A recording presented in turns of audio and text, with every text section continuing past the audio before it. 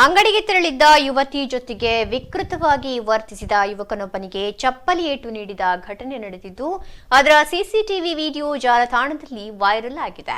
ಮಂಗಳೂರು ಆಸುಪಾಸಿನಲ್ಲಿ ಘಟನೆ ನಡೆದಿದ್ದು ತುಳುವಿನಲ್ಲಿ ಬೈಯುತ್ತಾ ಯುವಕನನ್ನು ಯುವತಿ ಓಡಿಸಿದ್ದಾಳೆ. ಯುವತಿ ಅಂಗಡಿಯಲ್ಲೇ ಇದ್ದ ಚಪ್ಪಲಿಯನ್ನು ಎತ್ತಿಕೊಂಡು ಆತನನ್ನು ಓಡಿಸಿದ್ದು ಬಳಿಕ ಸಾರ್ವಜನಿಕರ ನಡುವೆಯೇ ಕೆನ್ನೆಗೆ ಬಾರಿಸಿದ್ದಾಳೆ. ಆತನ ಫೋಟೋ ಮತ್ತು ಸಿಸಿಟಿವಿ ವಿಡಿಯೋ ಭಾರಿ ವೈರಲ್ ಆಗಿದ್ದು ಯುವಕನ ವಿರುದ್ಧ ಕ್ರಮಕ್ಕೆ ಸಾರ್ವಜನಿಕರು ಆಗ್ರಹಿಸಿದ್ದಾರೆ.